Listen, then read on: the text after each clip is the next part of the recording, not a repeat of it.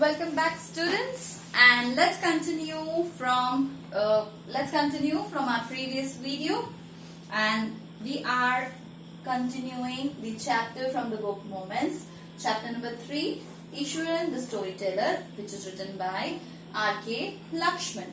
Okay, so we are on page 14, and we will start from the last paragraph here. All right, so till now what we were going through, that Ishwaran was telling a story of an elephant, how an wild elephant went through his town and what all did he do, right? So Ishwaran was narrating a story about an elephant. Now let's continue with it. I was studying in the junior class at that time and was watching the whole drama from the rooftop. So अभी ईश्वरन क्या बोल रहे हैं कि जब ये incident हुआ, जब एलिफेंट स्कूल ग्राउंड में आ गया और उसने सब कुछ तहस नहस कर दिया, उसने बिल्डिंग में बहुत नुकसान पहुंचाया, तब क्या कर रहा था वो जूनियर केजी में था उस वक्त, और वो रूफ टॉप पे बैठे बैठे पूरा ये ड्रामा देख रहा था. I don't know what came over me suddenly. मुझे पता नहीं अचानक मुझे क्या हुआ. I grabbed the cane from the hands of one of the teachers and ran down the stairs and into the open. So Eswaran क्या बोलता है, उन्होंने क्या किया, वो अपने टीचर के हाथ से एक लकड़ी उठाई और सीढ़ियों से भाग के नीचे चले गए ग्राउंड के पास. The elephant grunted and menacingly swung a branch of a tree which it held in its trunk. और एलिफेंट ने क्या किया, फिर एलिफेंट ने आवाज निकाली और जो उसके ट्रंक में उसने एक ट्री का ब्रांच जो है वो लपेट के रखा था, उसने वो हिलाया. It stamped its feet, kicking up a lot of mud and dust. So elephant ने क्या किया, गुस्से में ऐसे पैर से थप थप करके आवाज करने लगा और उसकी वजह से क्या हुआ, सब धूल उड़ने लगा. It looked frightening, बहुत ही डरावना लग रहा था. But I moved slowly towards it. लेकिन तो भी ये सब कर रहा था एलिफेंट, तो भी ईश्वरन क्या बोल रहा है कि वो इतना छोटा था तो भी वो एलिफेंट के नजदीक धीरे धीरे जाने लगा. स्टिक इन हैंड, हाथ में लकड़ी लिए. People were watching the scene, hypnotized from nearby house tops. So school के आसपास जितने भी घर थे उनके छत से सभी आसपास के लोग ये सब कुछ देख रहे थे. The elephant looked at me red-eyed, ready to rush towards me. वो एलिफेंट ने बहुत गुस्से से ईश्वरन की तरफ देखा, जैसे कि अभी वो उसके मारने आएगा. It lifted its trunk and trumpeted loudly. Elephant ने क्या किया, अपनी सूंड उठाई और फिर जोर से आवाज निकाली, जैसे एलिफेंट्स आवाज निकालते हैं. At that moment, I moved forward and, mustering all my force, whacked its third toenail on the quick. So इसमें ईश्वरन क्या बोल रहा है कि उस समय जब एलिफेंट ये सब कर रहा था, मैं जोर से उसकी तरफ भागा अपनी पूरी ताकत से, और उसका जो थर्ड टोनेल था वहां पे मैं वहां पे उसने मारा. ईश्वरन ने उस केन से मारा. The beast looked stunned for a moment. Then it shivered from head to toe and collapsed. Okay, so Eshwaran क्या बोल रहे हैं कि इसके बाद क्या हुआ, वो एलिफेंट ने थोड़ी देर ईश्वरन की तरफ ऐसे गौर से घूर के देखा और उसके बाद गिर गया, कोलैप्स हो गया. And he shivered from head to toe, सर से लेके पैर तक वो शिवर करने लगा. And then he collapsed.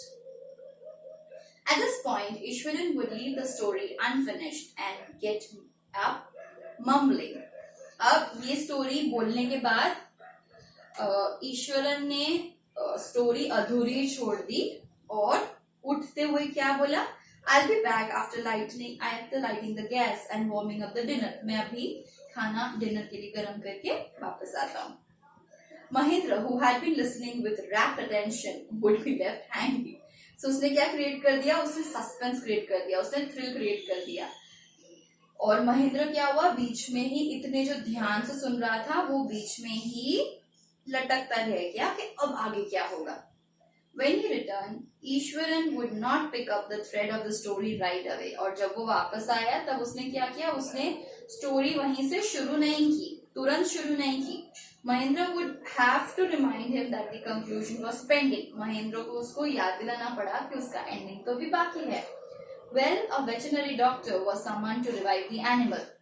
Ishwaran would struck casually. 2 days later, it was led away by its manhood to the jungle. So उसके बाद इतना सब होने के बाद, इतना बड़ा चढ़ा के स्टोरी बोलने के बाद ईश्वरन क्या बोलता है कि वेटरन डॉक्टर आया उसको देखने के लिए और 2 दिन बाद जो एलिफेंट को उसका जो मौत है वो जंगल में उसे वापस ले गया.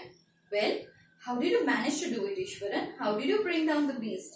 अब इस पे महेंद्र क्या बोलते हैं कि तुमने इतने छोटे बच्चे तुम थे तो भी तुमने ये सब कैसे किया? It has nothing to do with it has something to do with a Japanese art, I think, sir.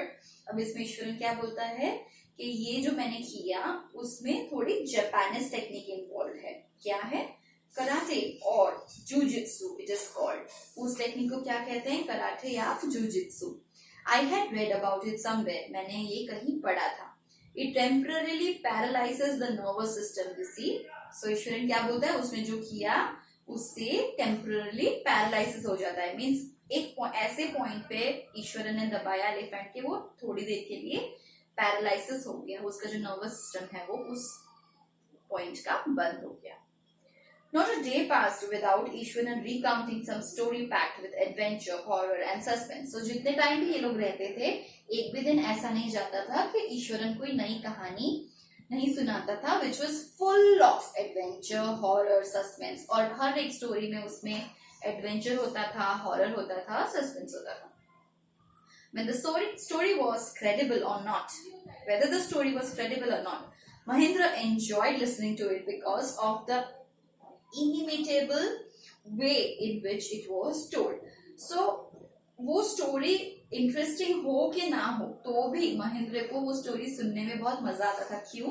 क्योंकि ईश्वरन उसे बहुत ही एक्सप्रेशन से बताता था, अपने हाथों के जेस्चर से, अपने फेशियल जेस्चर से बहुत ही मजेदार बनाता था वो स्टोरी को. Eswaran seemed to more than make up for the absence of a TV in Mahendra's living quarter. So Ishwaran, what was he? He was a kind of TV in Mahendra's life. Okay, so Mahendra जो छोटे छोटे quarters में रहता था, जो पूरे ठीक से रहने की जगह भी नहीं होती थी, वहां पे ईश्वरन टीवी का काम करता था because he used to entertain Mahendra all day, every day. One morning when Mahendra was having breakfast, Ishwaran asked, "Can I make something special for dinner tonight, sir?" अभी और एक इंसिडेंट के बारे में महेंद्र बता रहे हैं. क्या बता रहे हैं कि एक दिन सुबह जब महेंद्र ब्रेकफास्ट कर रहा था तब ईश्वरन ने क्या पूछा कि क्या मैं आज कोई स्पेशल डिनर बना सकता हूँ? After all, today is an auspicious day. According to tradition, we prepare various delicacies to feed the spirits of our ancestors today, sir. So इसमें ईश्वरन ने ऐसा क्यों पूछा? Because उसने क्या बोला कि आज बहुत ही शुभ दिन है. कौन सा दिन है? जिस दिन हम अच्छा खाना बना के हमारे एंसेस्टर्स, हमारे जो पूर्वज हैं, जो गुजर गए हैं, उनके लिए हम अच्छा खाना बना के उनकी आत्मा के लिए हम वो रखते हैं, उन्हें फीड करते हैं. That night, Mahendra enjoyed the most delicious dinner and complimented Ishwaran on his culinary skills. उस रात महेंद्र ने अब तक का सबसे डिलीशियस, सबसे टेस्टी खाना खाया था और इसके लिए उसने ईश्वरन को कॉम्प्लीमेंट भी किया कि वो कितना अच्छा खाना बनाता है. He seemed very pleased, but unexpectedly launched into a most garish account involving the supernatural. अब इसमें वो खुश हुआ ईश्वरन, लेकिन इसमें भी उसने क्या निकाला? एक बहुत ही सुपरनैचुरल स्टोरी की बात करने लगा. You know, sir, this entire factory area we are occupying was once a burial ground. Okay, so अब ये सुपरनैचुरल डरावनी स्टोरी बताने लगा. क्या बोलता है ईश्वरन महेंद्र को कि सर आपको क्या पता है कि ये पूरा फैक्ट्री एरिया में जहाँ हम रहते हैं ये एक बार बरियल ग्राउंड था, जहाँ पे मुर्दों को दफनाया जाता है, ये वो जगह है. He started. Mahendra was jerked out of the pleasant reverie he had drifted into after the satisfying meal. So Mahendra को बहुत बड़ा झटका लगा. इतना अच्छा satisfying, इतना डिलीशियस खाना खाने के बाद ईश्वरन कुछ ऐसी स्टोरी लेके आया. I knew on the first day itself when I saw a human skull lying on the path. अब ईश्वर क्या बोलता है कि मुझे ये उसी पहले दिन पता चल गया था जब हम यहाँ आए थे और एक ह्यूमन स्कल जो खोपड़ी है इंसान की, मुर्दों की, वो ऐसे ही रास्ते में पड़ी हुई थी. Even now I come across a number of skulls and bones. Ishwar continued. और क्या बोलता है ईश्वर कि अभी भी मुझे कभी कभी ऐसी हड्डियां और ऐसे स्कल्स देखने को मिलते हैं. He went on to narrate how he sometimes saw ghosts at night. अभी ईश्वरन क्या बोलता है, वो फिर नरेट करने लगा कि उसे कभी कभी रात को कैसे भूत दिखते हैं. I am not easily frightened by these things, sir. I am a brave fellow. पर इसमें भी ईश्वरन क्या बोलता है कि मैं जल्दी इन सब चीजों से नहीं डरता सर, मैं बहुत ही brave हूँ, मैं बहुत ही हिम्मत वाला हूँ. But one horrible ghost of a woman which appears off and on at midnight during the full moon. लेकिन एक जो भूत है वो कौन है, एक वुमेन है जो मिडनाइट में फुल मून के वक्त आती रहती है, आती जाती रहती है. It is an ugly creature with matted hair and a shrewd face. वो कैसी है, वो भूतनी जो है उसका हेयर जो है पूरा मैटेड है, बहुत ही बिखरे हुए बाल है और बहुत ही खराब उसका फेस है. Like a skeleton holding a fetus in its arm. कैसा है, like a skeleton holding a fetus. Like छोटे जो बॉर्न भी नहीं हुए हैं when the baby is almost, you must have studied in science, कि एक फीटस की तरह वो लगता है कि स्केलेटन जो है एक छोटे बच्चे को ऐसे लेके खड़ा है. Okay, so we will continue the story in our next video. Thank you.